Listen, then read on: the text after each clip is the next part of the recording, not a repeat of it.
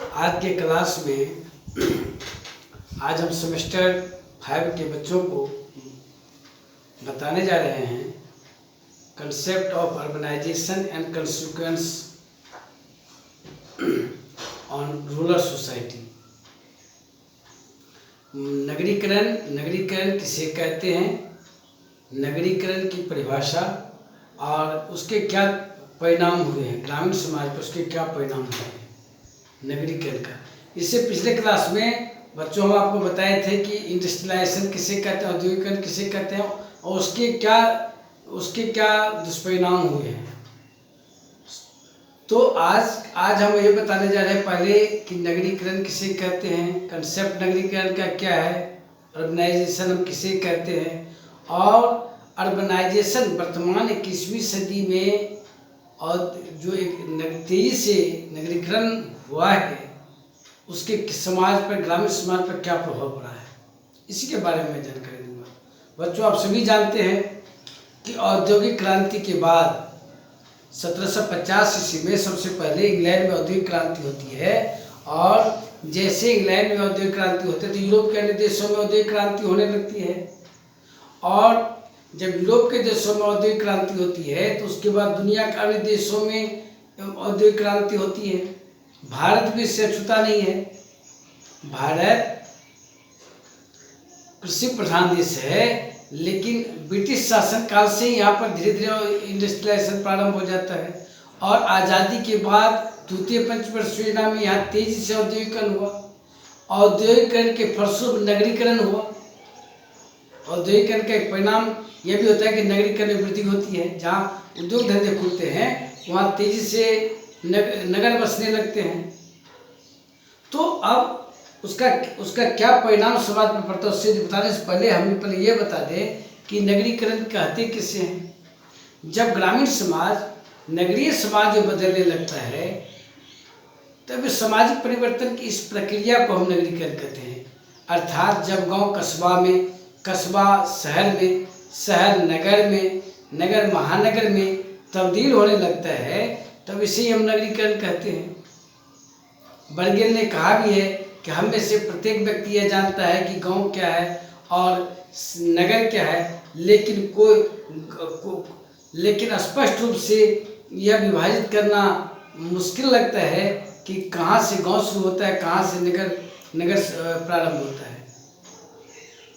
बर्गेल ने यह भी परिभाषित करते हुए कहा कि जब ग्रामीण समाज में नगरीय समाज की विशेषताएं देखने को मिलती है तब इसी परिवर्तन की प्रक्रिया को हम नगरीकरण कहते हैं। अर्थात जब किसी समाज में नगरीय विशेषताएं देखने को मिलने लगे, जैसे पक्की सड़क का होना, समयबद्ध जीवन व्यतीत करना, गैर कृषि कार्य के द्वारा लोगों का जीविकोपार्जन करना, उसके बाद कृत्रिम पर्यावरण में रहना, व्यक्तिवादिता की भावना, विभिन्न प्रकार के शैक्षणिक सुविधाओं का होना, स्वास्थ्य में सुविधाओं का होना, भीड़ भाड़ का होना, विभिन्न रोजगार के विभिन्न साधनों का होना। जब किसी समाज में ये सब विशेषताएं देखने, मशीन के द्वारा बड़े पैमाने पर, उद्योग धंधों के द्वारा बड़े पैमाने पर वस्तुओं का उत्पादन होंगे, तभी ऐसे स्थान को, ऐसी प्रक्रिया को हम क्या कहते हैं, नगरीकरण कहते हैं। तो आज आप देख रहे हैं कि भारत में 4 महानगर है, कलकत्ता, मुंबई, चेन्नई और दिल्ली। इन चारों महानगरों की जनसंख्या की बात कीजिएगा तो जनसंख्या घनत्व 1 करोड़ से अधिक है। 35 ऐसे नगर हैं जिसकी जनसंख्या आपको 20 लाख से अधिक है। 150 भारत में ऐसे नगर है जिसकी जनसंख्या आपको लगभग 10 लाख से अधिक है। तो ऐसे भारत में तेजी से नगरीकरण हो रहा है। आप देख रहे हैं कि रोजगार की तलाश में गांव के लोग शहर की ओर प्रव्रजन कर रहे हैं। अभी आप वर्तमान समय देख ही रहे हैं कि कितने इस लॉकडाउन की स्थिति में, कोरोना संकट काल में आप प्रवासी मजदूर की जनसंख्या को देख सकते हैं। खुली आंखों से दूरदर्शन, पेपर, पत्रिका से आप अवगत हो रहे हैं कि कितने सारे भारत के मजदूर ग्रामीण क्षेत्रों से नगरीय क्षेत्रों में कार्य करने के लिए गया है और इसको कोरोना महामारी से बचने के लिए घर लौटने के जब वह प्रयास कर रहा है तो वह निराश हो जा रहा है। तो यह सब नगरीकरण का ही परिणाम कहा जा सकता है।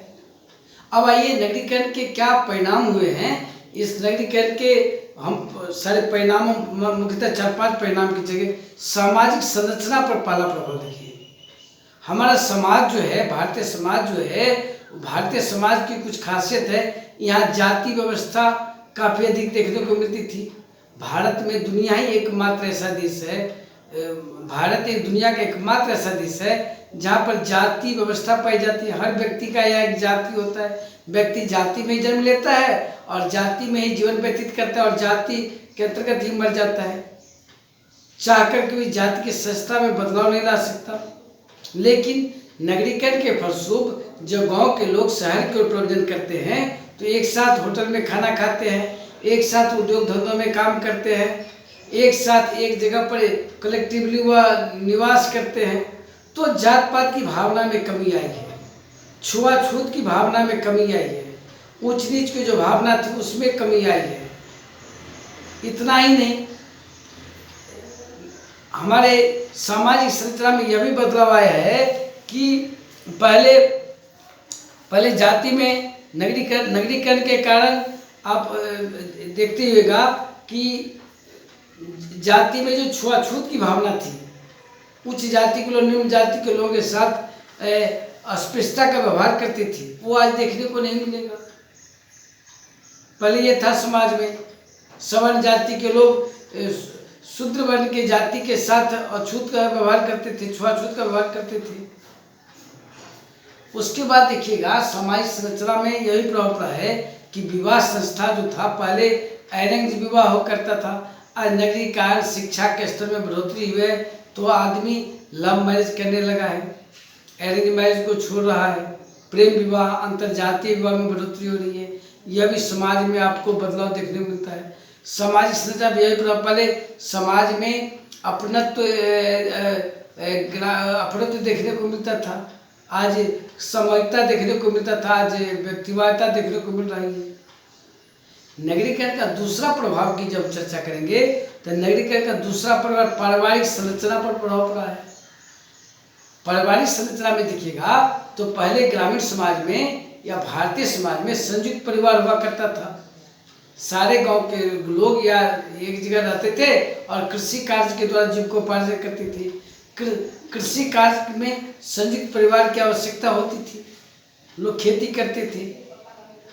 आज नगरीकरण के फलस्वरूप गांव के लोग शहर की ओर प्रवर्जन करते हैं, नगर की ओर, महानगर की प्रवर्जन करते हैं। वह सिर्फ अकेला जाता है और एकाकी जीवन व्यतीत करने लगता है। वो अपना ऑन फैमिली ओरिएंट कर लेता है, बना लेता है, जिसको हम नाभिकीय परिवार कर सकते हैं।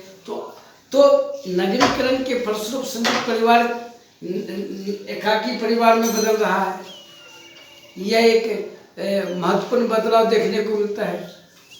नगरीकरण के फलस्वरूप व्यक्ति में परिवार में महिलाओं में जागरूकता आई है। पहले नारी शिक्षा पर जोर नहीं दिया जाता, एम्फेसिस नहीं दिया जाता था। नारी के बारे में एक कंसेप्ट था कि वह घर के चार दीवारी के अंदर सिमट के रहती है। आज ऐसी बात नहीं है। पारिवारिक संरचना में नारी का रोल काफ़ी बढ़ गया है। महत्वपूर्ण डिसीजन में उसका पार्टिसिपेशन हो रहा है।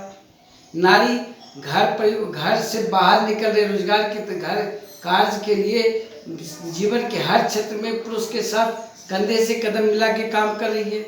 आज सेना में भी नारी का नियुक्ति हो रही है। स्वास्थ्य शिक्षा की बात हो रही है, स्पेस जाने में नारी की भूमिका बढ़ रही है।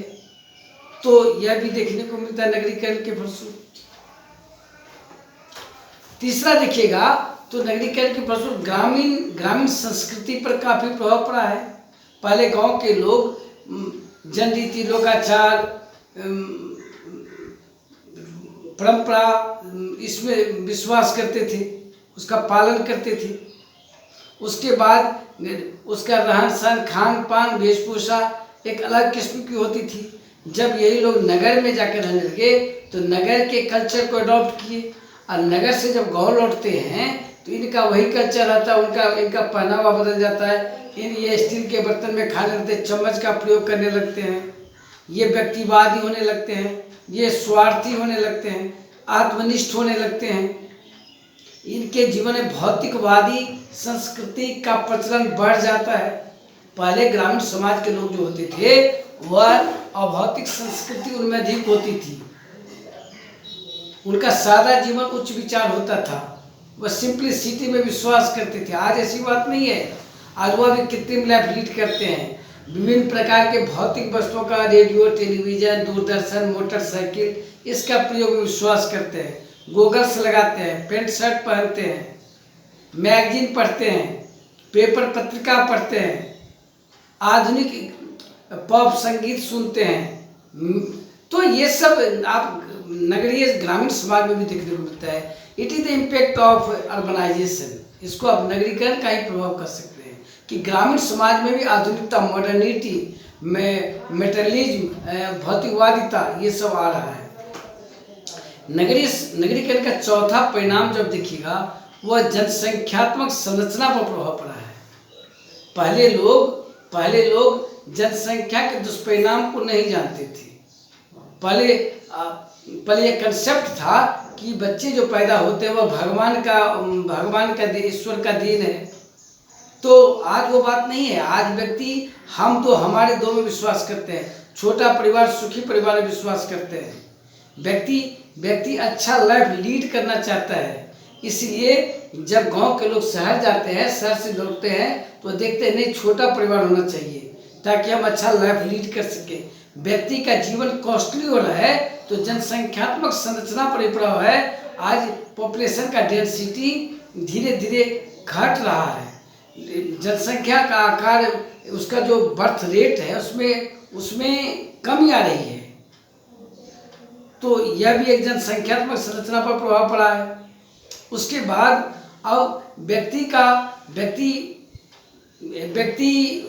परंपरा को छोड़कर मॉडर्निटी को अपना रहा है। और इसका पांचवा जो परिणाम है वह व्यक्ति के धार्मिक जीवन पर क्या प्रभाव पड़ा है उसके बारे में बताना। नगरीकरण का देखिएगा, व्यक्ति पहले धार्मिक अंधविश्वास में विश्वास करता था, प्रेतवाद में विश्वास करता था, अध्यात्मवाद में विश्वास तो आज भी कर रहा है, कल भी कर रहा था। तो व्यक्ति पहले भाग्यवादी होता था। आज ऐसी बात नहीं है। आज जैसे से व्यक्ति के शिक्षा में बढ़ोतरी हुई है, समय के साथ साथ व्यक्ति शिक्षित हुआ है, तो व्यक्ति जागरूक हुआ है, व्यक्ति कॉन्शियस हुआ है। तो अब व्यक्ति धार्मिक अंधविश्वास में विश्वास नहीं कर रहा है। व्यक्ति संसार के हर घटनाओं को तार्किकता की कसौटी पर कसता है।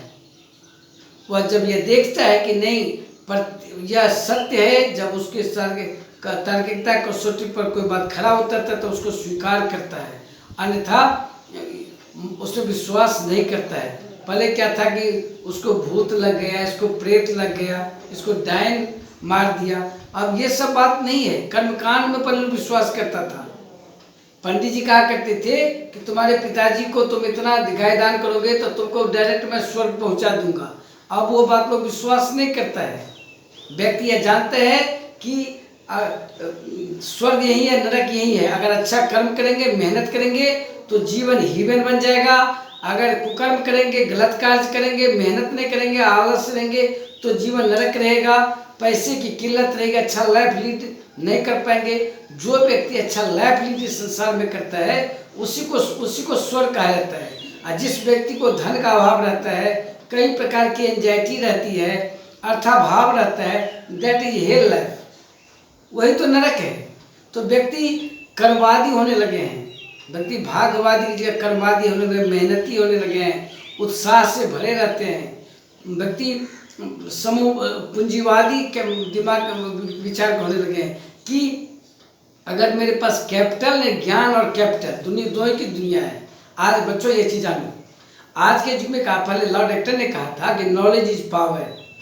आज लाठी से किसी के क्षमता की परीक्षा नहीं होती है कि तुम्हें लाठी और भुजा में कितना ताकत है। आज भीम की जरूरत नहीं है, आज अर्जुन धनुधारी की जरूरत नहीं है, आज शेक्सपियर की जरूरत है कि तुम्हारे बौद्धिक विकास तुम्हारे कलम में कितनी क्षमता है।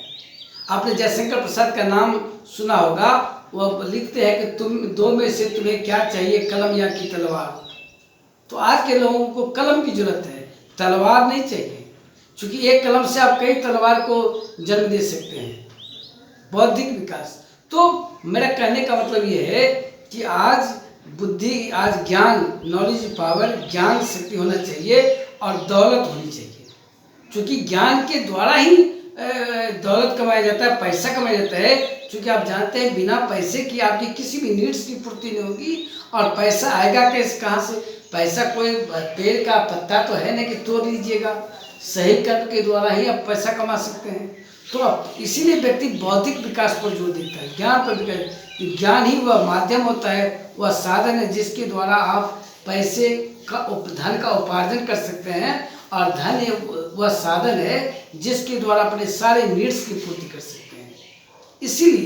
इसीलिए वर्तमान धार्मिक जीवन पर व्यक्ति, और ऐसा नहीं है कि व्यक्ति पूंजीवादी हो गया तो धर्म को करना छोड़ दिया है। आप जानते हैं कि व्यक्ति के 4 पुरुषार्थ होते हैं, धर्म, अर्थ, काम और मोक्ष। तो आदमी को आज धर्म का कार्य करने के लिए भी अर्थ की जरूरत होती है। जब तक अर्थ नहीं होगा तब तक धर्म भी आप नहीं कर सकते। आपको जाना है वैष्णो देवी, आपको जाना है जगन्नाथपुरी, बिना पैसा के जा सकते हैं क्या? 1 टका कम रहेगा तो स्टेशन पर टिकट नहीं मिलेगा। इसलिए कहा गया है कि टका ही धर्म, टका ही कर्म, टका टक टके टका। मैं हमेशा अपने क्लास में कहा करता हूँ कि बच्चों पढ़ो लिखो तो आगे बढ़ोगे, और आगे बढ़ोगे तभी तुम स्वावलंबी बन सकते हो। इसलिए आज के जीवन में आप देख रहे हैं कि पूंजी का महत्व बढ़ रहा है, क्योंकि भौतिकवादी युग है। भौतिकवादी युग में आपके कई नीड्स हैं, और इस सारे नीड्स की पूर्ति पैसे से होगी। तो अब पैसे गलत ढंग से कमाइएगा तो जेल जाइएगा। तो सही ढंग से कमाने के लिए मेहनत करना सीखिए, पढ़िए लिखिए, और तब हमसे अच्छा I hope that you becomes a best teacher in our society. Thank you.